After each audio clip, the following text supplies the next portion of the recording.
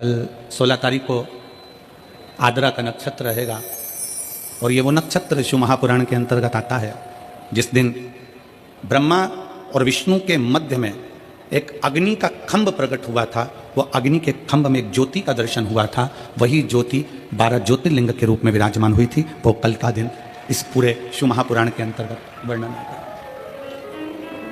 अब इतने सुंदर दिवस में, इतने सुंदर अवसर में आप और हम भगवान शंकर की कथा को श्रवण करने के लिए बैठे हैं। कोई साधारण सा विषय नहीं है शिव महापुराण की कथा की। यहाँ से सुनी, यहाँ से निकाल दी, बची कुची थी कपड़ा में से झटकार दी, घर पहुँचे, घर वालों ने पूछा कथा में गई थी शिव पुराण की? हाँ। क्या लेकर आई है? तो कहा कोई पानी बांट रहा था तो पाउच ले आई, और कोई बिस्कुट बांट रहा था तो बिस्कुट ले आई, और कोई टॉफी बांट रहा था तो टॉफी ले आई।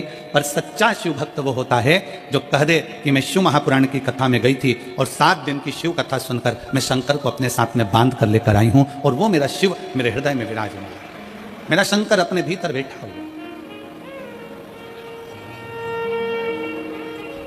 शिव को प्राप्त करने के लिए हमें कोई आडंबर, कोई दिखावा, कोई ढोंग, कोई ढकोसला शिव को प्रिय नहीं है। शंकर भगवान को किसी आडंबर की जरूरत नहीं है कि तुम बहुत बड़ा त्रिपुंड लगाओगे तो शंकर के भक्त कहलाओगे, बहुत सारी रुद्राक्ष की माला पहनोगे तो शिव के भक्त कहलाओगे, तुम बहुत बड़ी जटा बांध लोगे तो शंकर के भक्त कहलाओगे, तुम सावन महीने में शंकर को जल चढ़ाओगे तो शंकर के भक्त कहलाओगे, तुम शिवरात्रि के दिन दीप लगाओगे तो शंकर के भक्त कहलाओगे। शिव महापुराण की कथा कहती है शंकर को किसी आडंबर की जरूरत नहीं है, शंकर को किसी दिखावे की जरूरत नहीं है, क्योंकि दिखावा दुनिया वालों से करा जाता है। जो शमशान में बैठा हुआ है उसको क्या दिखाना चाहोगे? शिव तो आडंबर से परे, शिव दिखावे से परे। मेरे शंकर भगवान को आडंबर श्रेष्ठ नहीं लगता, मेरे शंकर भगवान को दिखावा प्रिय नहीं लगता। कोई तुमसे कहे कि मेरे पास आना, मैं तुमको ये दे दूंगा, तुम मेरे पास आना तुम्हारा दुख मिटा दूंगा, तुम मेरे पास आना मैं तुम्हारा भविष्य बता दूंगा, तुम मेरे पास आना मैं तुम्हारी तकलीफें दूर कर दूंगा। शिव महापुराण की कथा कहती है दुनिया में कोई ऐसा मनुष्य संसार में पैदा नहीं हुआ जो किसी का दुख काट दे। दुख तो तुमको स्वयं काटना पड़ेगा, अपने कर्म को भोगते हुए, और अपना कर्म की गति का प्रबलता धारण कर कर, अपनी मेहनत कर कर, अपना परिश्रम कर कर तुम्हें खुद आगे बढ़ना पड़ेगा।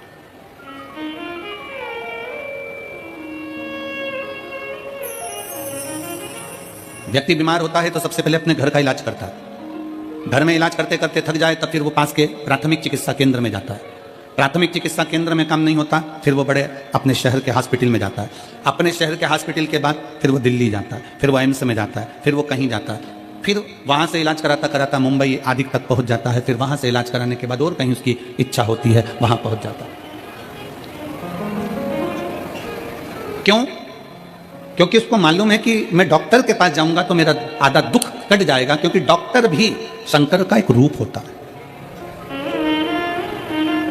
भारत की भूमि के नहीं पूरे देश के जितने डॉक्टर हैं ये मेरे शिव का एक रूप है।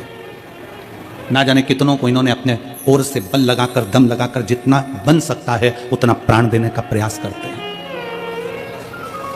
कोई कैसा भी मरीज हो, डॉक्टर का कोई दुश्मन नहीं होता, डॉक्टर का कोई दुश्मन नहीं।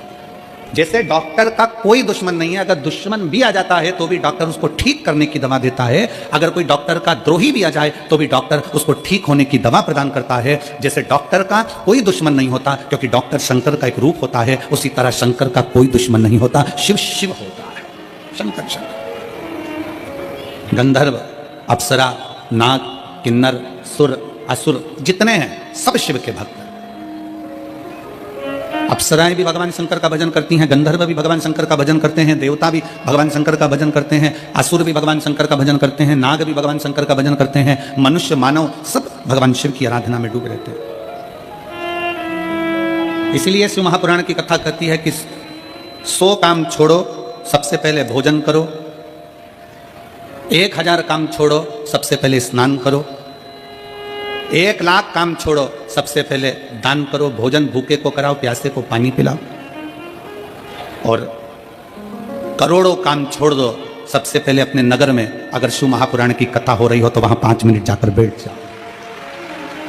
अपने क्षेत्र में, अपने नगर में, अपने मोहल्ले में, अपनी सोसाइटी में, अपने कॉलोनी में कहीं 100 kilometre, 50 kilometre, 150 kilometre, 200 kilometre, 300, 400 kilometre के दायरे में भी अगर शिव महापुराण की कथा भगवान शंकर की आशीर्वाद से, उनकी कृपा से अगर आपको श्रवण करने को मिल जाए तो वहां 10 मिनट, 15 मिनट, 5 मिनट, 3 मिनट जरूर। किसी ने पूछा गुरुजी 3 घंटे की कथा में आप कह रहे हो कि 5 मिनट 2 मिनट 1 मिनट जाकर बैठ जाओ, उतनी कृपा भोलेनाथ जी कर देते हैं। इतना सा समय हम कहते हैं शरीर में बड़े से बड़ा रोग होता है तो एक छोटी सी गोली खाने से पेट का दर्द ठीक हो जाता है, छोटी सी गोली खाने से सिर का दर्द ठीक हो जाता है, छोटी सी गोली खाने से घुटने का दर्द ठीक हो जाता है। तो 7 दिन की कथा में से अगर 1 मिनट की भी कथा मिल जाए तो बड़े से बड़ा दुख मेरा भोलेनाथ अपने आप काट देता है अपने। और अकाल मृत्यु वो मरे जो काम करे चंडाल का, और काल उसका क्या बिगाड़े जो भक्त हो महा। जो शिव की आराधना करने वाला हो, शंकर की उपासना करने वाला, शिव भक्ति में डूबने वाला,